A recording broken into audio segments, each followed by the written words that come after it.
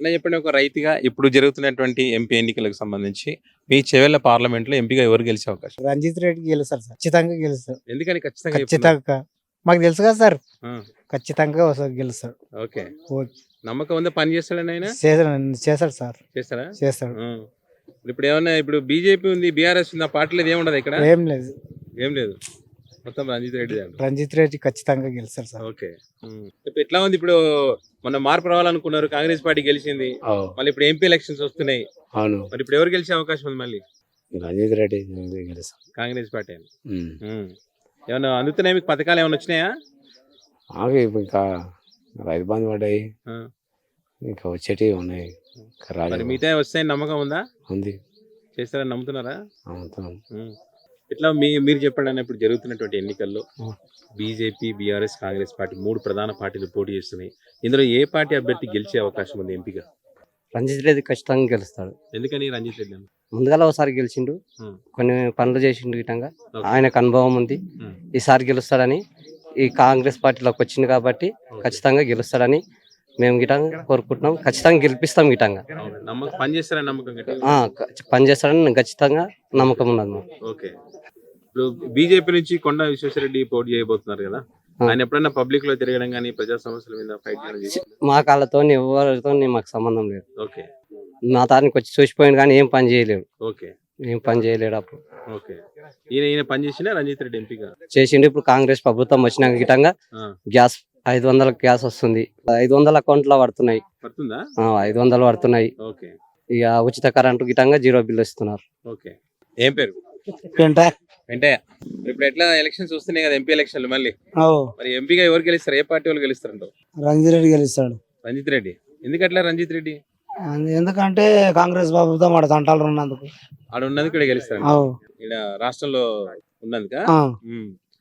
మరి ఒకవేళ మీరు ఓట్లు వేస్తారు, గెలిపిస్తారు అనుకో, గెలిచినాక పని చేస్తారని నమ్ముతారా? నమ్మకం ఉంది ఆయన మీద? ఉన్నది, చేస్తారని. ఇప్పుడు బీజేపీ నుంచి ఉన్నారు కదా కొండా విశ్వేశ్వరరెడ్డి, ఆయన ఉన్నాడు కానీ ఆదాలో జంప్ అవుతాడు, ఇదాలో జంప్ అవుతాడు, అది మాకు నచ్చలేదు. ఊక పార్టీలు జంప్ అవుతాయి.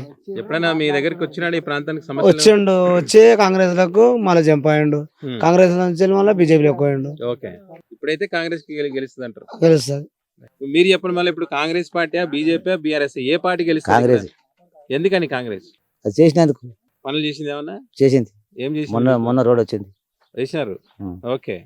ఇప్పుడు రంజిత్ రెడ్డి గారు ఎంపీగా ఉన్నారు కదా, ఏమైనా డెవలప్మెంట్ చేసినారు ఆయన? చేసిందా? ఇప్పుడు బీజేపీ నుంచి కొండా విశ్వేశ్వరరెడ్డి ఉన్నారు, వచ్చిండే మొన్న అప్పుడు 2-3 ఏళ్ళ కింద వచ్చి చూసిపోండు. ఆగు నడవనికి రాదు మాకు, వచ్చి చూసిపోండి చేస్తా అన్నాడు, చేయలేడు. ఓకే. పనులు ఏం చేయలేదు. మా ఎమ్మెల్యే సభ మొన్న పని ఇచ్చిండు, ఒకటి ఆగు కూడా ఇస్తా అన్నాడు.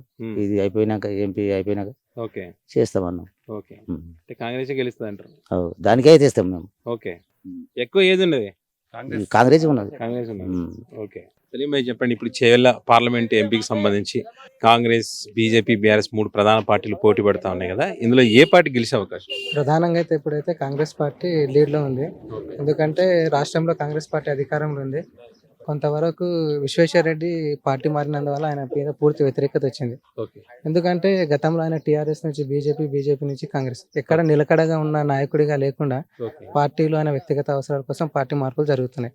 రంజిత్ రెడ్డి గారు ఏంటంటే ప్రజలకు సేవ చేయాలంటే అధికార పార్టీ ఉన్న, ప్రభుత్వం ఉన్న పార్టీలోకి వస్తే ప్రజలకు దగ్గర కావచ్చు, సేవ చేయొచ్చు అనే ఉద్దేశంతోనే మేము ఇక్కడ ఉన్న స్థానికులుగా విశ్వసిస్తున్నాం. మీరు చెప్పండి, ఇప్పుడు ఎలక్షన్స్ రాబోతున్నాయి కదా, ఎంపీ ఎలక్షన్స్, మీ చేవెళ్ళ పార్లమెంట్ లో ఎంపీగా ఎవరు గెలిచే ఛాన్స్ ఉంది? ఎంపీగా గెలిచేది Ranjith Reddy. Okay. Congress party. Okay. Vishweshwar Reddy ఎప్పుడైనా వచ్చినా మీ ప్రాంతానికి? వచ్చేయండి. ఏమైనా సమస్యలు చెప్తే విన్నాడా? వినిపోయాడు అంతే, పరిష్కారం చేయలే. ఏం లేదు. ఇప్పుడు మీ ఎంపీగా రంజిత్ రెడ్డి గెలిస్తే పనులు చేస్తారని నమ్మకం ఉందా? ఉన్నది. ఈ ప్రభుత్వంలో ఉన్నప్పుడే పనులు జరిగినాయి. ఎట్లా జరిగినాయి అంటే ప్రతి ఇంటికి ఇండ్లు లేని వాళ్ళకి ఇండ్లు, ఈ గరాన్ భూములు ఉన్నాయి మొత్తం, ప్రతి లేనోళ్ళకు 2 ఎకరాలు, ఎకరన్నర, ఎకరా ఇట్లా ఇచ్చారు. అయితే టిఆర్ఎస్ ప్రభుత్వం వచ్చినాక ఈ వచ్చిన పైసలు కూడా గవర్నమెంట్ ఏదైతే అప్పు ఇస్తున్నదో దాన్ని కూడా ఆపేసారు. దాన్ని బెంకోళ్ళకు చెప్పేసారు, ఆపేసారు.